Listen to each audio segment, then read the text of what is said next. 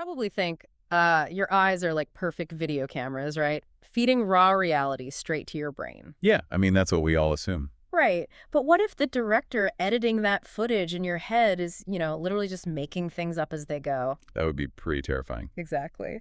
Well, welcome to the deep dive. We're looking at section 5.6 of chapter 5 from Psychology 2E today to understand how our minds organize all this visual chaos. And there is a lot of chaos. There is. And, well, since we are digging into formal psychology today, I'll happily play the curious student if you want to take the role of the lecturer. Deal. Consider me your lecturer. Because what we're going to uncover is that your perception isn't really a perfect objective mirror at all. No. No, not at all. It's actually a highly constructed illusion. Okay, so if my brain is just this, real-time video editor making things up, where does this idea even start? Well, it starts back in the early 20th century with a psychologist named Max Wertheimer.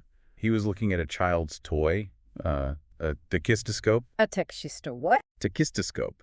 It's basically this device that rapidly flickers static images, and he realized he was perceiving continuous motion, even though he knew he was just looking at still pictures. Oh, right, like an old flip book. But why does the brain, bother creating motion that isn't really there? Because the brain is incredibly lazy. Sounds about right. Yeah, lazy, but highly efficient. Processing 1,000 individual flickering images takes a ton of cognitive energy. Makes sense. So to save power, the brain creates a shortcut, which is an illusion of smooth motion. And that shortcut is the foundation of Gestalt psychology. Gestalt psychology, okay. Right. The core idea is that the whole is different from the sum of its parts.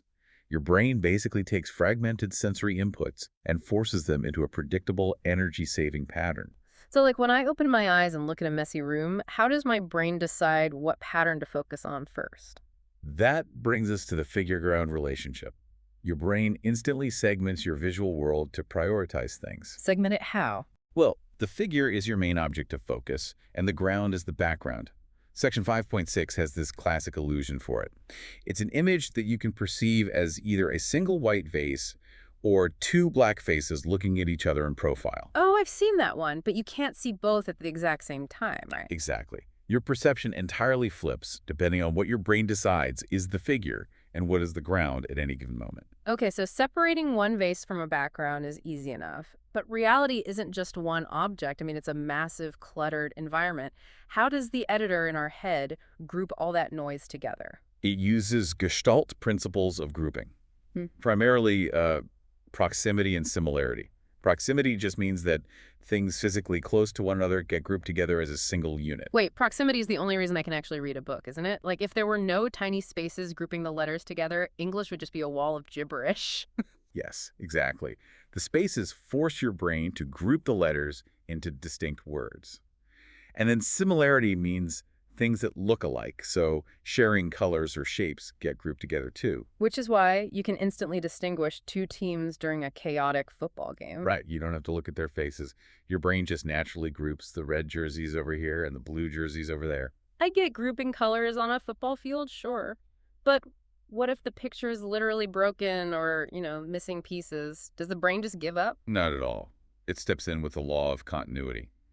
That means we naturally prefer to perceive smooth, flowing lines rather than jagged, broken ones. Okay, that makes sense. And then there's closure.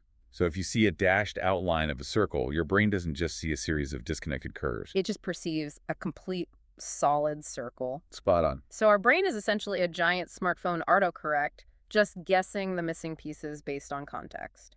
That is a really perfect way to look at it. Yeah. The textbook literally calls these educated guesses perceptual hypotheses. Perceptual hypotheses. Yeah. We generate a perceptual set based on our personalities, our past experiences, and our expectations. And it uses that set to fill in the blanks of reality. But hold on. If my brain's autocorrect is fueled by my past experiences and expectations, that means it's also fueled by my biases, right? It is, yes. That sounds like it could be really dangerous outside of just looking at optical illusions in a textbook. It absolutely can be. And looking strictly at the research presented in the textbook's Dig Deeper section. And just to jump in, to be clear to you listening, we're just unpacking the data provided in the text here, not taking any political stance on this. Right, exactly. We're just reporting the source material. But there's significant research on how implicit racial prejudice affects these perceptual hypotheses. What did the studies actually find? Well, multiple studies demonstrate that non-black participants identify weapons faster and are significantly more likely to misidentify harmless objects as weapons when the image of the object is paired with an image of a black person. Oh, Yeah. Furthermore, in video game simulations, white individuals make the decision to shoot an armed target much more quickly when the target is black. wow. So an autocorrect failure in the real world isn't just seeing a vase instead of two faces? No, it's not. The textbook is showing us that these perceptual biases can literally be a matter of life and death. Precisely.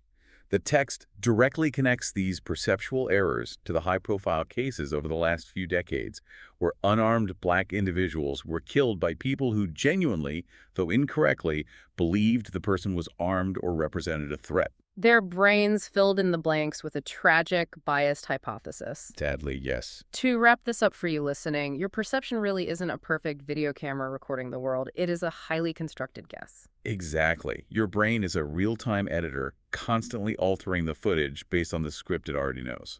Which leaves us with this to think about.